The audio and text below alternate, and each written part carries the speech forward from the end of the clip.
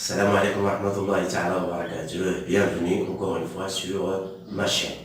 Alors, cette vidéo qui sera un cours à distance spécialement pour les élèves du deuxième année bac PC et bien sûr pour tous les élèves marocains du deuxième année bac. Alors, ce chapitre étudiera troisième partie concernant le mouvement d'une particule chargée dans un champ magnétique uniforme qui rentre dans le cadre du mouvement plan des applications du deuxième loi de Newton qu'on a déjà commencé. Alors, au cours de cette partie-là, on va définir, identifier la force de Lorentz et ses caractéristiques, et après, on va étudier le mouvement d'une particule chargée quand elle rentre dans une région où règne un champ magnétique uniforme. Alors, définition tout d'abord, qu'est-ce qu'une particule chargée? Une particule chargée, c'est toute particule qui porte une charge bien déterminée. Par exemple, on peut citer les électrons. Les électrons, ce sont des particules chargées qui portent une charge négative. Il y a aussi les protons. Les protons sont aussi des particules chargées de charge plus 2, alors que l'électron, c'est de charge moins. Avec E, c'est la charge élémentaire qui a comme valeur 1,6 fois 10 moins 19 coulombs. On peut citer aussi les ions, par exemple, l'ion lithium et plus, ainsi de suite. Donc c'est ça ce qu'on entend par une particule charge. Alors on va étudier le mouvement de ce type de particule quand elle rentre dans une région où règne un champ magnétique. Par exemple, cette région-là, où règne un champ magnétique B. Mais elle est uniforme. Qu'est-ce que ça veut dire uniforme? C'est-à-dire que le champ magnétique B a les mêmes caractéristiques en tout point de cette région-là où règne ce champ magnétique. C'est-à-dire même direction, même sens et même intensité. C'est ce cas-là qu'on va étudier. Alors commençons par définir la force de Lorentz. Normalement, on peut l'appeler seulement force magnétique ou bien la force de Lorentz. Ça, on ne va pas entrer dans les détails de ces choses-là. Alors, la définition, donc il nous faut une charge. Donc je vais vous cela. Donc, une particule chargée qui porte une charge Q. Q peut être positive ou négative suivant la particule, bien la nature de la particule. Supposons qu'il est animé d'une vitesse V, c'est-à-dire qu'elle est en mouvement, vitesse V, à cet instant-là, à un instant donné, quelconque, et il se trouve dans une région où règne un champ magnétique. Par exemple, cette région-là règne un champ magnétique sous cette forme. Alors, je vais un petit peu parler de ces symboles-là. Alors, si vous regardez ça, ce genre-là, donc il y a deux symboles qu'on peut utiliser pour le champ, soit comme ça, comme ça, de cette façon-là, ou bien comme ça. Alors, qu'est-ce que ça veut dire? Ça signifie que l'extrémité de B est dirigée vers l'œil de l'observateur, c'est-à-dire de nous. C'est-à-dire comme ça. La flèche, elle est là, de B, vers nous.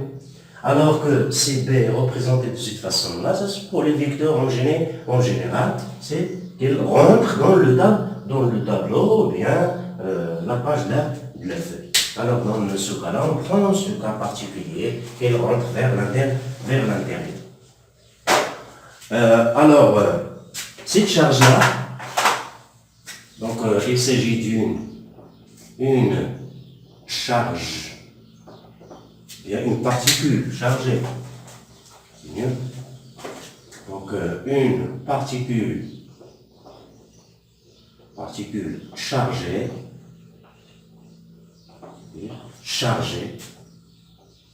de charge Q, qui peut être positive ou négative. Cette particule est animée d'une vitesse V, particule chargée de charge Q, animée d'une vitesse V. Et se trouve dans une région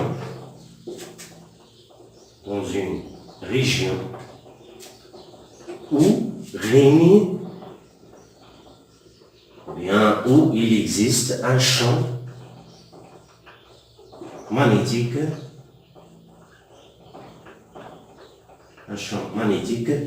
uniforme. Une forme B égale vecteur constant. Alors, cette particule-là est soumise à une force magnétique,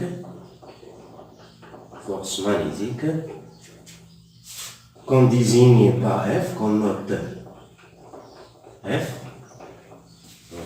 comme ça, et qu'on appelle force magnétique,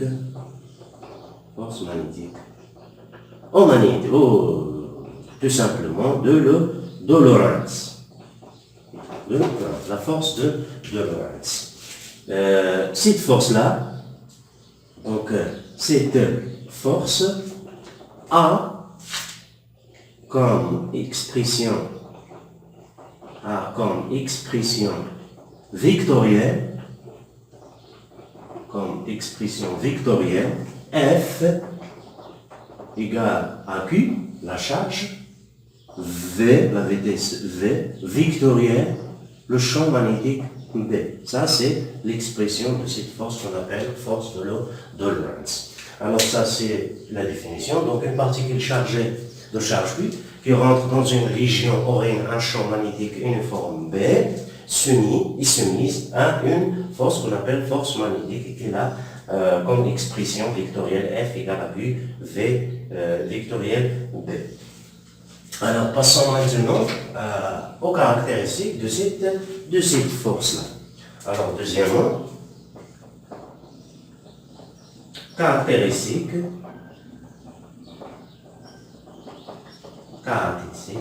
de F, c'est-à-dire de la force de Lorentz.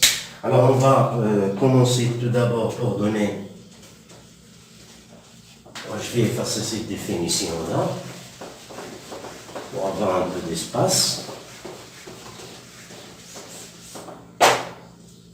Alors, on va commencer tout d'abord par point d'action ou bien point d'application. Alors, point d'action, c'est la particule elle-même, puisque la particule peut être considérée comme ponctuelle.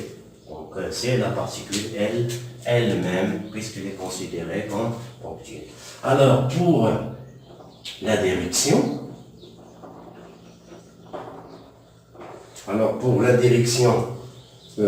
pour déterminer la direction, on va utiliser cette relation-là qui est F égale à Q, V vectoriel B. Alors, V vectoriel B, ou bien Q, V vectoriel B égale à F. Cela veut dire que F est obligatoirement, la direction de F est perpendiculaire au plan formé par V et B. C'est-à-dire, par exemple, dans ce cas-là, B se trouve comme ça, rentré comme ça, et V, elle est comme ça. Donc, F doit être dans la direction de F, de la force de Lorentz, se trouve perpendiculaire à ce plan-là. Donc, elle sera perpendiculaire à ce plan-là, et elle passe par ce point d'application.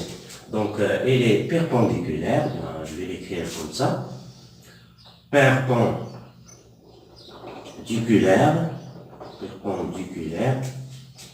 au plan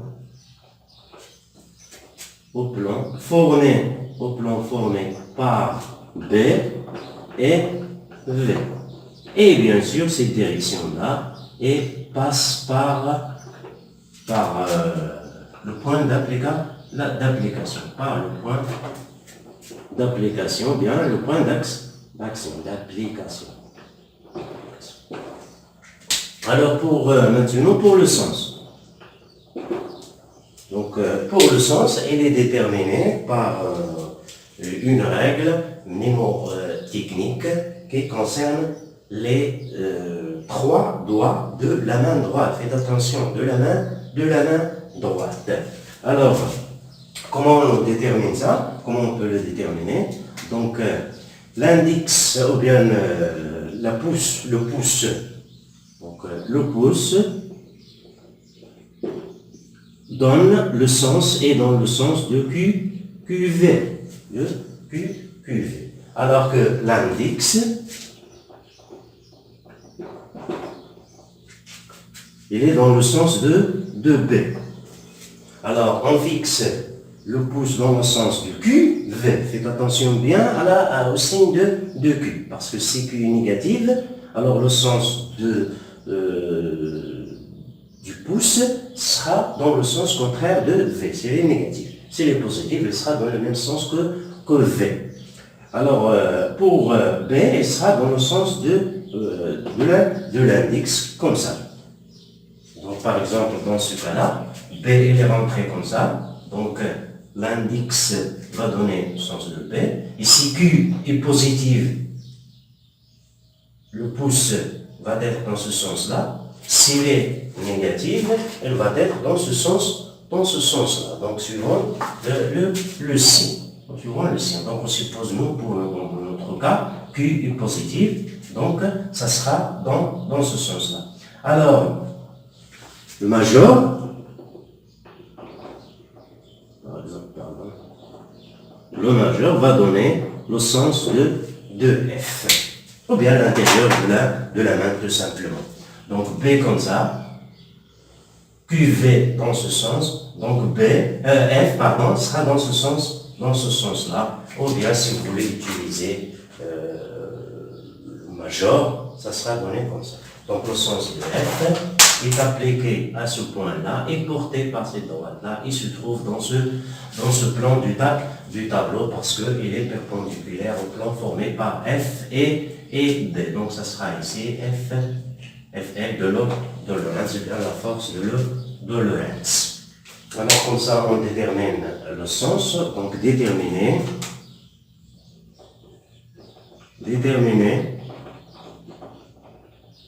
par la règle des trois doigts de la main droite. Quelques ces conditions-là, le pouce dans le sens de QV, l'index dans le sens de B et le majeur donne le sens de F. Alors pour l'intensité, ou bien la valeur, l'intensité ou valeur de F, qu'on note F sans flèche, comme ça. Donc il sera déterminé à partir de ce qu'on a vu tout à l'heure. Donc on sait que F est égal à UV vectoriel V, donc l'intensité sera la valeur absolue de Q, V fois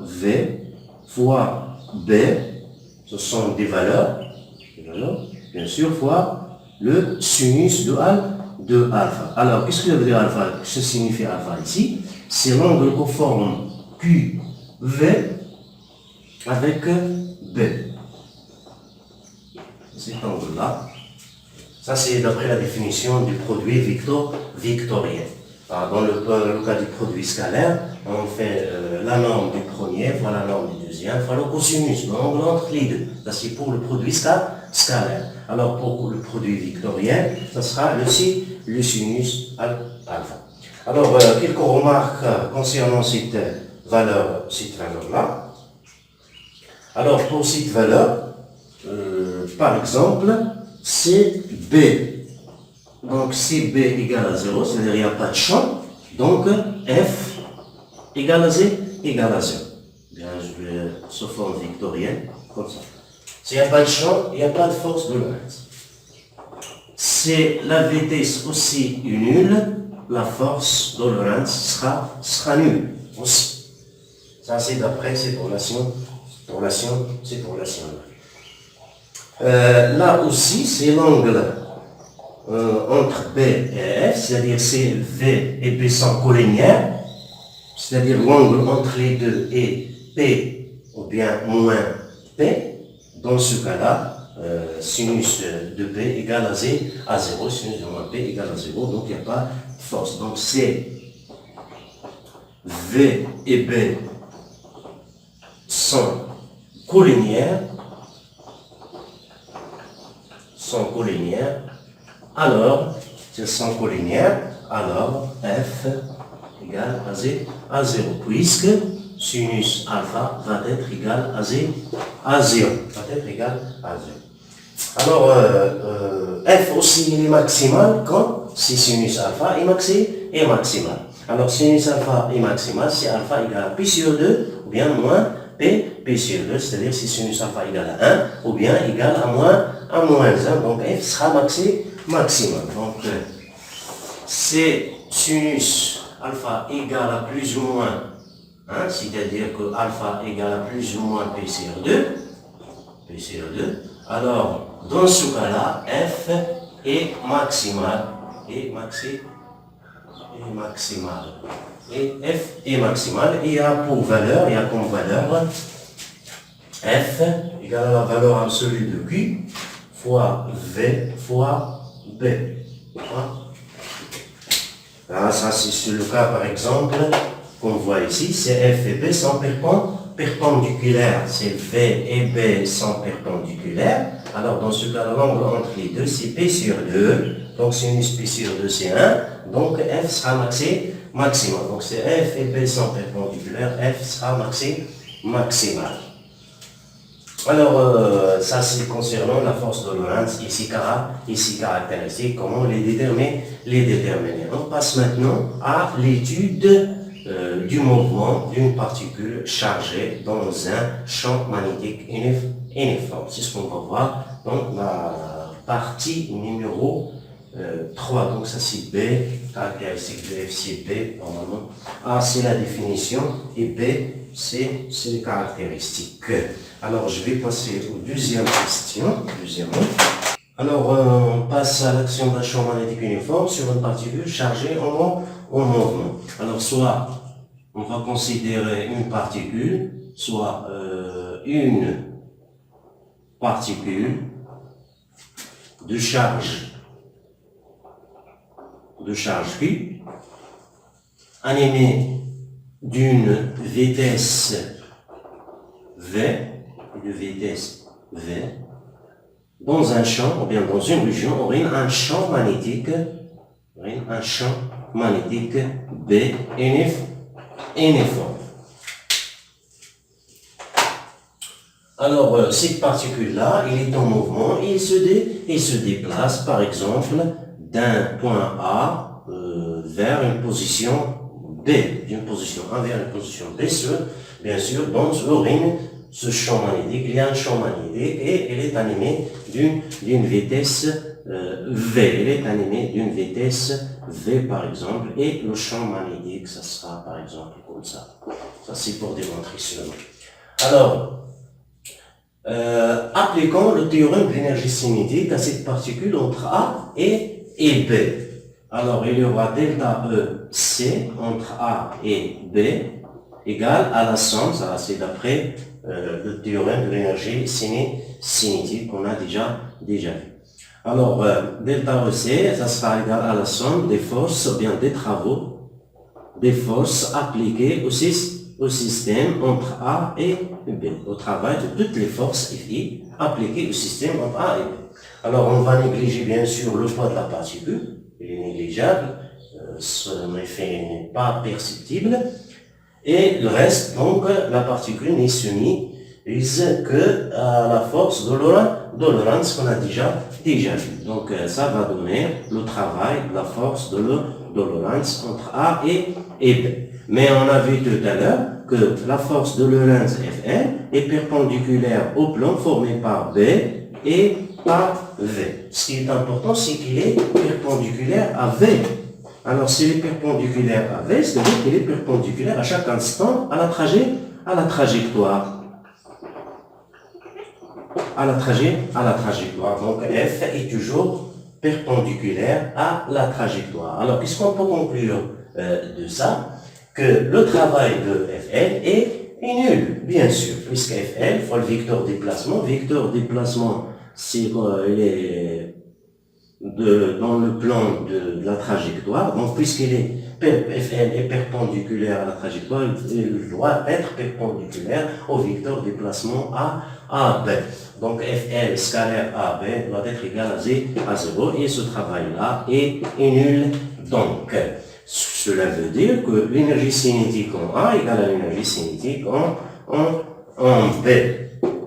En B, cela veut dire que la VT, bien, il y a conservation de l'énergie cinétique. Donc, si deux points là, je les choisis arbitrairement, vous pouvez choisir n'importe quel deux points et vous trouverez le même résultat. Donc, cela veut dire que V égale à une constante. Si V égale à une constante, c'est-à-dire que l'accélération tangentielle est nulle. Est nulle, puisque V, elle est constante, et l'accélération tangentielle, c'est d de V sur d de t. Donc, puisque V est constante, là, on peut dire que le mouvement de la particule, est uniforme. Uniforme. Bien sûr, dans ce cas-là qu'on a pris, on a pris V et B sont perpendiculaires. Hein. V et B sont perpendiculaires, bien sûr. Alors, mouvement de la particule dans ces conditions est uniforme, et l'accélération tangentielle, comme on a dit tout à l'heure, elle est nulle. Donc, on peut aussi justifier ça d'une autre manière en faisant Fl scalaire V égale à 0, puisqu'ils sont perpendiculaires. Et là, qu'est-ce que cela veut dire? Fl fois V, cela veut dire que la puissance de cette force-là, Fl, est nulle. Elle est nulle. Et s'il est nul, cela veut dire que la puissance égale à la dérivée de l'énergie par rapport au temps égale à 0. Et cela va me donner que C égale à une constante, c'est-à-dire que l'énergie cinétique, elle est constante. Et si l'énergie cinétique, elle est constante, cela veut dire que la vitesse, elle est constante, et on arrive au même résultat. Ce qui est important, que le mouvement de la particule est uniforme. On voit bien que la particule, ou bien cette force de Lorentz, n'accélère pas la particule, plus l'accélération tangentielle étant nulle. Donc c'est pour cela que j'ai écrit ici A. F n'accélère pas la particule, puisque l'accélération tangentielle égale à 0. Donc le mouvement de la particule est bien uniforme. Alors, si cette force-là n'accélère pas la particule, alors quel est son effet sur la particule en mouvement? Vous pouvez deviner dès maintenant, qu'on a vu tout à l'heure. Donc s'il se met à la force F à chaque point, cela veut dire que cette force-là va dévier la particule quand il rentre dans ce champ magnétique. Donc le rôle de cette force-là, c'est de dévier ces particules chargées, et on va prouver ça après dans le paragraphe qui va suivre. Alors maintenant, passons à l'étude de la particule chargée dans un champ magnétique uniforme. Donc on a déjà vu que la force F n'accélère pas la particule, mais elle va dévier le sens, ou bien elle va dévier la particule chargée quand elle rentre dans ce champ-là. Donc on va prendre à t égale à 0, une particule se trouvant au point O, de masse n, cette particule on va la considérer de masse n, et de charge bien sûr Q, on va considérer que Q est positive, et qui pénètre avec la vitesse V0 dans une région où règne un champ magnétique uniforme B, de cette façon-là, c'est-à-dire qu'elle rentre dans le tableau.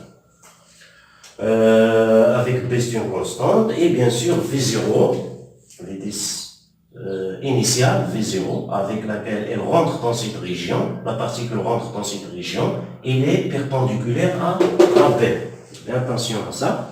Étudions le mouvement de la particule à l'intérieur du champ B uniquement. C'est-à-dire, alors pour étudier la particule, on va l'étudier comme on étudie toujours les systèmes en mécanique, comme on a déjà fait auparavant. Première chose, c'est qu'on va considérer le système qu'on va étudier.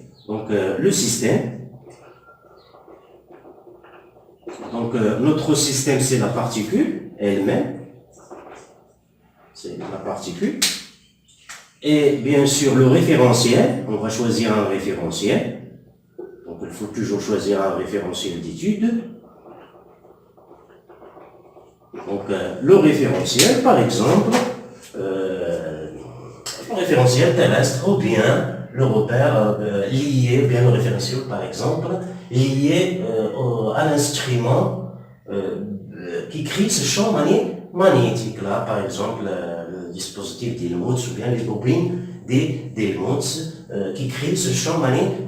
Donc, on va le considérer comme référentiel. Donc, par exemple, dispositif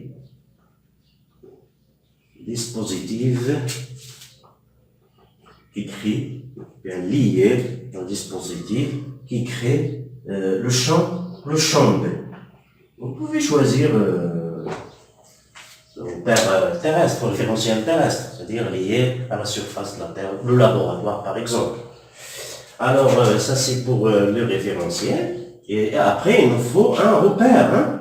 Il nous faut un repère. Vous pouvez choisir le repère que vous voulez. Moi, je choisis le repère de Freinet.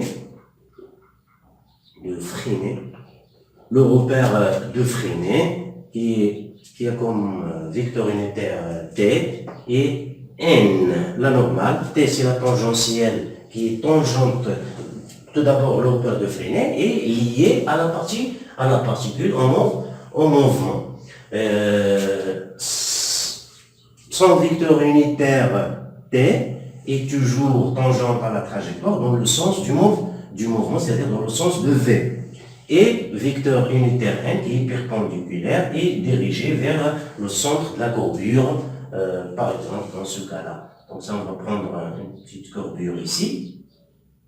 Comme ça. Donc elle est dirigée vers le sens de la courbure. On ne sait pas pour l'instant la nature de la trajectoire. Donc ce qui est important, c'est que T est toujours lié à la particule et est tangente à la trajectoire et dans le sens de V, alors que N est perpendiculaire à chaque instant, comme vous voyez ici, par exemple, ici à 0, T est dans le sens de V0 et N il est perpendiculaire dans ce sens-là. C'est ce repère qu'on va utiliser et on va y ajouter vecteur unitaire K dans notre cas, comme ça, qui est perpendiculaire, qui est dans la direction de B. Il est dans la direction de B.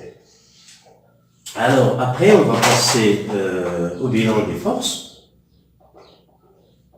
Bilan des forces.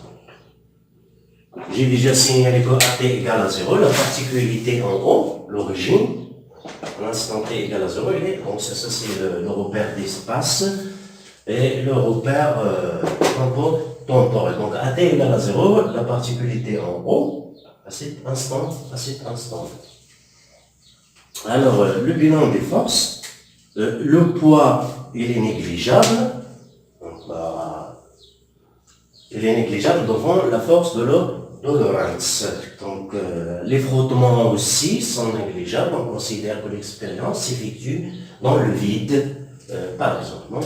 Dans le vide, donc on peut, dans ce cas-là, aussi négliger les frottements. Donc, la seule force qu'on aura, c'est la force de Lorentz, qu'on connaît, qui a comme expression vectorielle, UV vectorielle B. Alors, appliquons maintenant la deuxième loi de Newton. Alors, ce qu'on cherche maintenant, on va chercher tout d'abord l'expression de l'accélération de cette particule. Alors, on commence par l'accélération. Pour arriver à l'expression de l'accélération, on applique la deuxième loi de Newton dans le repère terrestre qui est un référentiel galiléen. Donc, ça sera la somme des forces extérieures appliquées au système CF qui est égale à MA. M la masse de la particule, A l'accélération, vecteur accélération de la particule. Alors, d'après cette expression-là, je peux écrire que F, MA, donc je remplace F par son expression, directement, donc ça sera QV vectoriel B, ce qui nous donne directement l'expression de l'accélération A, qui est égale à Q sur M, V vectoriel B.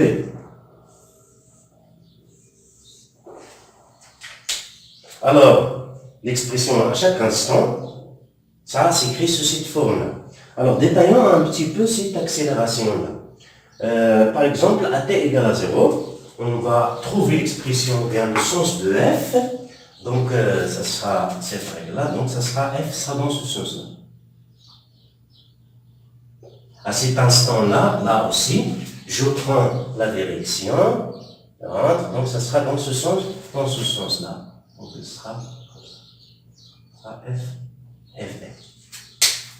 Donc, fl est dans le sens de n. Donc, il est centripète, tandis qu'il est centripète, il dirige vers le centre de la courbure. Alors, c'est en fait la projection sur les trois directions du vecteur unitaire t et n. Donc, on va voir t doit être égal à combien? Donc, d'après ça, donc A, f il est porté par n, A aussi, il est porté par vecteur unitaire n. Donc, AT égale à égale à 0. Là aussi. Donc, pour AN, on va noter n, donc ça sera, AN, ça sera la valeur absolue de Q fois V fois B, puisque V et B sont perpendiculaires, donc ça sera sinus égale à 1 sur n, pardon, sur n. Alors, pour AZ, à l'accélération suivante, Z, donc on sait bien que V et B sont perpendiculaires, donc cela veut dire que AZ, il n'y a pas d'accélération suivant au Z, puisque F n'a pas de composante suivant au Z, il se trouve dans ce plan, là, donc AZ va être égal à 0. Alors, d'après tout ça, on voit que AT égale à 0, c'est-à-dire que V égale à une constante. Donc, si on utilise les conditions initiales, AT égale à 0, V égale à V0. Donc, égale à V0. Alors, pour AZ aussi, AZ, on peut trouver que V égale à une constante. Là, ça va être tangentiel. Et ça, c'est VZ égale à une constante. AT égale à 0, V0 étant dans le perpendiculaire à K, donc cela veut dire que V0Z égale à 0. Égale à 0. Alors, ça c'est pour VZ. Donc, d'après ça, VT égale à une constante, c'est-à-dire que la VT c'est constante durant le mouvement à l'intérieur, durant son déplacement. Alors ça, on peut conclure de ça que le mouvement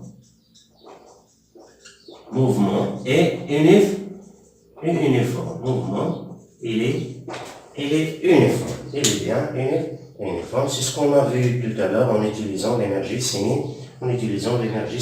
Le théorème de l'énergie. Alors, à partir de cette expression-là, V0Z égale à 0, c'est-à-dire, puisqu'on peut conclure à partir de ça, on peut conclure, pas de mouvement selon K. Pas de mouvement selon K. C'est-à-dire, selon l'axe OZ, il n'y a pas de mouvement. Qu'est-ce qu'on peut conclure de ça? Puisqu'il n'y a pas de mouvement selon Z, c'est-à-dire que la particule reste dans ce plan-là. C'est-à-dire, il ne peut pas venir comme ça ou bien dans l'autre côté. Il reste dans ce plan constitué, bien sûr, de F et V, c'est-à-dire dans ce plan. On dit que le mouvement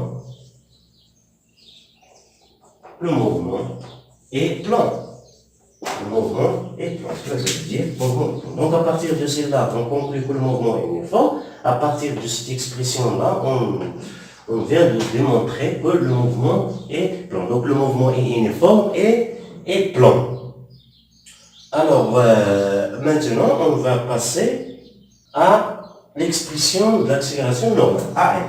Donc d'après cette expression-là, on a AN égale à Q fois V fois B sur M.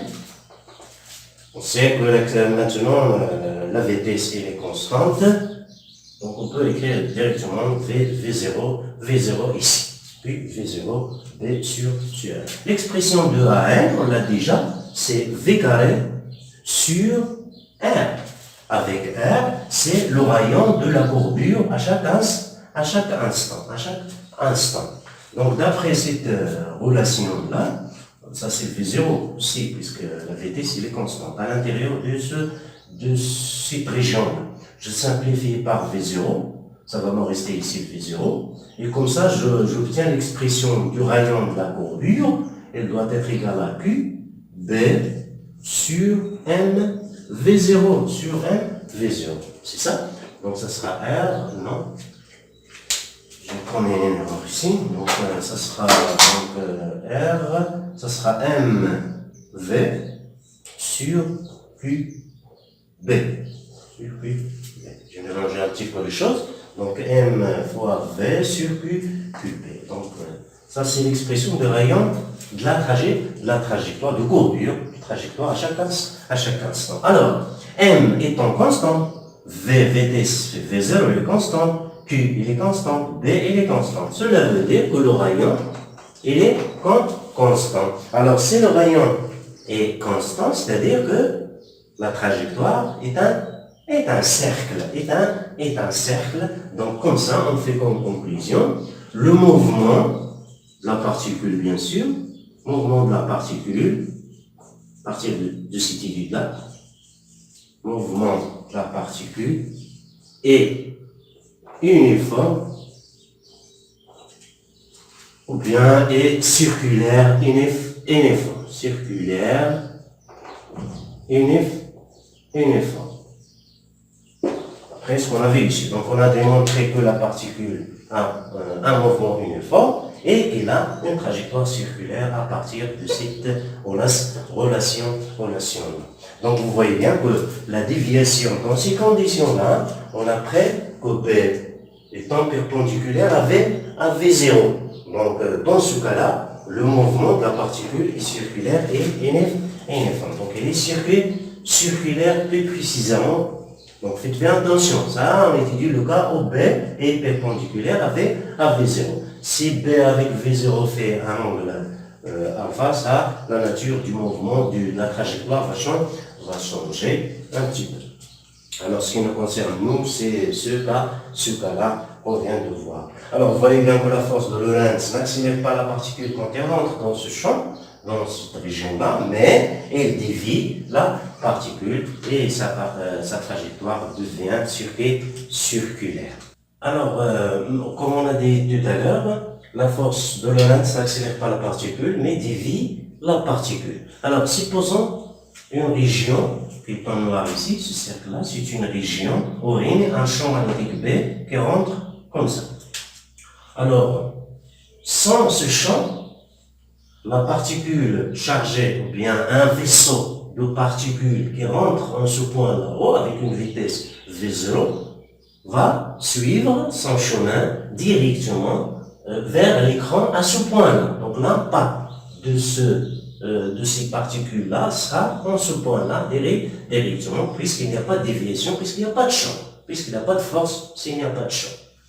Alors, si en introduisant maintenant le champ magnétique B, s'il y a le champ magnétique B, les particules ne vont pas continuer leur chemin, mouvement rectiligne uniforme comme ça. Bien sûr en négligeant le poids et bien sûr les frottements.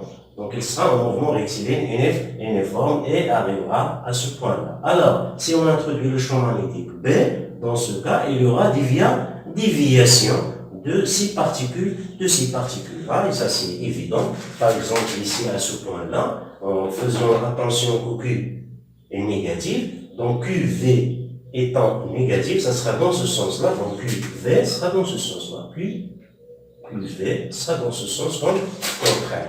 Donc, on pousse vers le sens de QV et l'index dans le sens de B, comme ça. Et bien sûr, le majeur va me donner le sens de F à chaque point. Donc la particule sera soumise à cette force centripète comme ça. Donc il va réaliser cette portion d'arc, puisque ce sera un arc de cercle comme on a vu au paragraphe précédent. Donc c'est un mouvement uniforme circulaire qui a comme rayon R, c'est le centre de la corbure du cercle que fait la particule. Mais dès qu'elle quitte cette région-là où il y a le champ magnétique, elle ne va plus être déviée. Elle va continuer avec sa vitesse initiale qui est V0, et son mouvement sera dans cette région-là où il n'y a pas champ magnétique, donc elle ne sera pas soumise à aucune force, donc il continuera son mouvement rectiligne uniforme avec la vitesse V0, et il continue, donc il aura l'impact en T'. Comme ça, on voit que cette région-là, bien cette force-là, a dévié les particules de cet angle-là, qu'on appelle déviation angulaire magnétique d'un angle alpha. Donc d'après cette expression-là, alors tout d'abord, il faut bien signaler que ces déviations dont on va parler ici, on va parler dans le cas de déviation faible.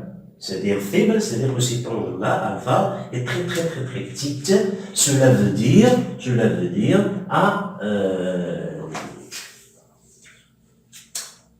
à faire considérer cette distance-là, bien cette largeur du champ magnétique L, étant égale à la longueur de cet arc-là OS. Donc, première approximation qu'on va faire, c'est que L égale à peu près à OS, à la longueur. Ça, c'est une approximation dans le cas des déviations très petites. Alors, dans ce cas-là, M normalement va être confondu avec I, va être confondu avec I. Ça, ce sont des approximations. Alors, cet angle alpha, dans ces conditions, doit être égal à peu près à cet angle alpha. D'après l'approximation qu'on a fait tout à l'heure, on peut considérer que OS, qui est égal à L, OS, qui est égal à peu près à L, doit être égal à R fois T fois alpha. Donc R alpha. Cela va me donner que alpha est à peu près égal à L sur R. On l'a déjà vu, l'abscisse curviligne et l'abscisse angulaire et la relation entre les deux, ça on l'a déjà. Vous pouvez utiliser aussi le sinus en utilisant sinus alpha égale à L, approximativement égale à L sur R. Ce qui va nous donner sinus alpha pour le petit angle égale à peu près à alpha, et on trouve alpha égale à peu près à L sur R. Cet alpha-là s'appelle la déviation angulaire. La déviation angulaire qui en résulte une certaine déviation à partir de la position dans le cas où il n'y a pas de champ magnétique. Donc, dans ce cas-là, T', qui est une distance dm, c'est ce qu'on appelle la déflexion magnétique. La déflexion magnétique, c'est donc on cherche l'expression. Donc, troisièmement, ça, on va parler de la déflexion. La déflexion magnétique. On note dm. Alors, dm dans notre cas là, c'est T'. Donc on cherche l'expression de ces déviations en fonction, bien sûr, de ces données-là. Alors, on suppose que la distance d petite d, c'est la distance entre le centre de cette partie-là, où se trouve le champ, et l'écran qui va intercepter ces particules et voir l'impact de ces particules sur l'écran. Alors, d'après ce triangle-là, on voit bien que le tangent alpha, tangent alpha, donc ça c'est la première relation qu'on va appeler A, Donc, d'autre part, tangente alpha égale à dm, sur et t. Normalement sur mt, mais puisqu'on est dans l'approximation des petits angles, on peut considérer que m est très proche de i, puisque la déviation est petite. Donc, comme ça, on peut considérer l'angle alpha de là jusqu'au là. Donc, dm sur petite d. Et puisqu'on est dans l'approximation des petits angles, tangente alpha doit être égale à l'approximation à alpha. Et comme ça, d'après ces deux relations-là, 1 et 2, on trouve que L sur R égale à dm sur D. Donc comme ça, je trouve que dm égale à D fois L sur R. Sur R. Alors, on a déjà trouvé l'expression de R, le rayon de la courbure, puisqu'il est circulaire, l'expression de R, donc, et on sait, donc on va écrire ça, donc on sait que R égale M V0 sur QB. Donc R égale à M V0 sur QB. Donc je remplace R par son expression là, et j'obtiens que dm égale à D fois L, 1 sur R, fois Q, fois B, sur M, V0. Alors, qu'est-ce qu'on voit ici? Que cette déviation dm étant proportionnelle au champ magnétique, à la valeur du champ magnétique B. Donc, si on connaît les distances L et D et V0 et la masse de la particule et sa charge, et bien sûr l'intensité du champ B, on peut déterminer ces déviations-là. Alors, comme ça, on donne l'expression de la déflexion. Alors, bien sûr, ça n'est vrai ou bien ne peut être considéré comme correct que on est dans les petites déviations dans le domaine ou bien dans le cas des petites angles, Donc, comme ça, on arrive à la fin de cette partie-là. On se verra, Inch'Allah, pour une petite application de ce qu'on a vu lors de ce paragraphe. Alors, passons à un exercice résolu comme application à cette partie-là concernant le mouvement d'une particule chargée dans un champ magnétique uniforme. On considère qu'une particule chargée un proton qui est chargé positivement. Il a une masse M, il a une charge E, plus E normalement, plus avec E, c'est la charge élémentaire, charge électrique élémentaire qui a comme valeur 1,6 10 moins 19 coulombs. La masse du proton c'est 1,67 10 moins 27 kg.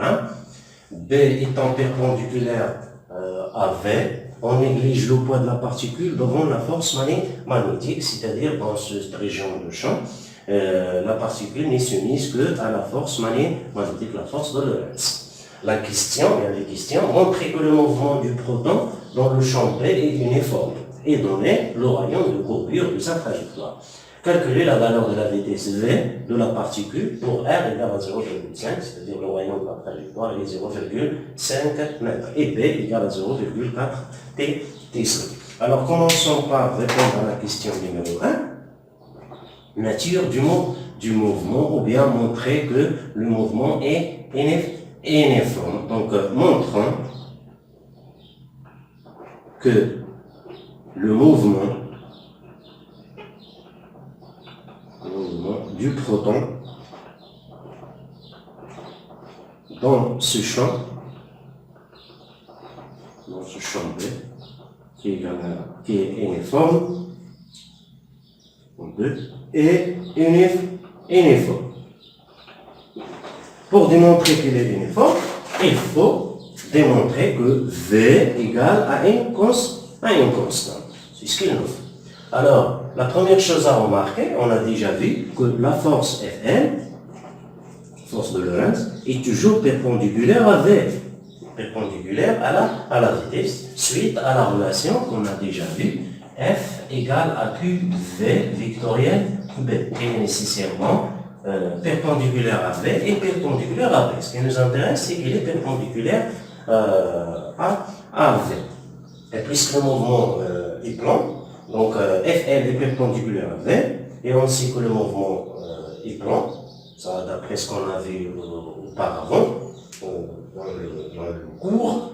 Donc c'est FL est perpendiculaire à V, c'est-à-dire qu'il est perpendiculaire à la trajectoire, puisque ça veut dire que FL n'a pas de composante tangentielle. Composante tangentielle étant égale à 0. C'est-à-dire que F elle est portée par vecteur unitaire n, c'est on choisit le repère de fait unique. C'est-à-dire qu'il est porté, donc il est égal à f n. Il est porté par le vecteur unitaire n. Donc ça c'est le vecteur unitaire n. Et ça c'est la tangence, vecteur unitaire tangentiel. Ça c'est la courbure, la trajectoire, un instant t. Donc f est porté par cette composante-là. Alors, d'après la deuxième loi de Newton, on peut écrire que F égale à M à M. Cela implique que A égale à F sur M, qui est, bien sûr, cela signifie que A aussi a même caractéristique que F, même sens que F. Donc, elle est portée par N, par le vecteur N. C'est-à-dire que A tangentiel égale à 0.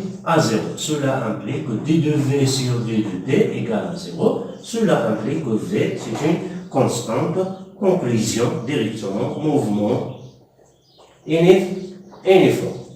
Donc on a démontré que le mouvement il est uniforme. Elle nous demande de donner le rayon de courbure de sa trajectoire. Alors, AN, on sait que AN étant égal à V carré sur R, avec R, le rayon de la trajectoire, bien le rayon de courbure de la trajectoire. Alors, il est aussi égal à Q, V, B, donc c'est l'expression de F, voilà, sinus alpha est égal à 1, donc ça sera QVB sur N. Sur N. Alors, d'après cette relation-là, on obtient directement l'expression de V, je simplifie par V, et je trouve que V égale à R QB. QB sur N. Si je n'ai pas fait d'erreur, donc, ce que je cherche moi, c'est R, c'est pas V. Donc, je cherche R, donc je vais donner l'expression de R. Donc, R égale à MV sur QB. Alors, la valeur absolue de Q, c'est E, puisque la charge du proton, c'est E, donc je peux écrire que MV sur EB. On voit bien que M est constante, V est constante, E est constante, B est constante, et puisque le mouvement est plein, c'est-à-dire la trajectoire est pleine, donc la trajectoire est plane, et R égale à une constante, donc le mouvement, on peut dire directement que le mouvement est circulaire et uniforme. Donc circulaire de rayon R égale à MV sur EB. Comme ça, on trouve l'expression du rayon MV sur EB. La question numéro 2. Donc on a donné l'expression du rayon de courbure. Calculer la valeur de la vitesse V de la particule pour R égale à 0,5 et B égale à 0 à 0,4. Donc on cherche l'expression de V. Donc on va donner tout d'abord l'expression de V. D'après cette relation-là, on a V égale à R, E, B sur M. Sur M. Donc on fait l'application numérique.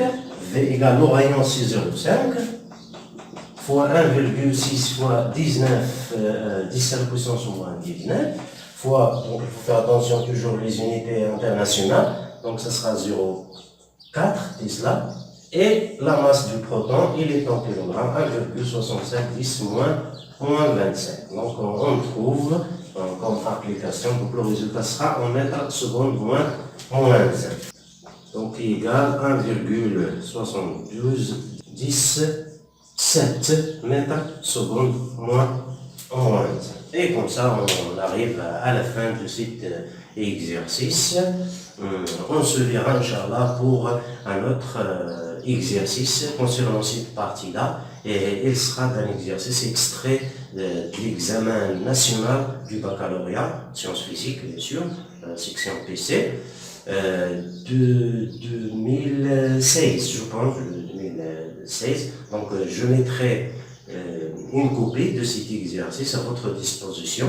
Essayez de répondre à ces exercices, puisque à la fin des chapitres, après avoir voir ou bien étudié tous les chapitres du contrôle numéro 2, donc avant le contrôle numéro 2, on va faire la correction de cet exercice dont je viens de parler, ainsi que d'autres exercices d'application pour ces cours-là et pour se préparer au contrôle numéro 2 et bien sûr aussi pour l'examen national, pour se préparer à l'examen national. Restez à vos maisons, ne sortez pas, respectez la loi et bien sûr pour vous protéger vous-même et protéger aussi votre famille. إلى اللقاء.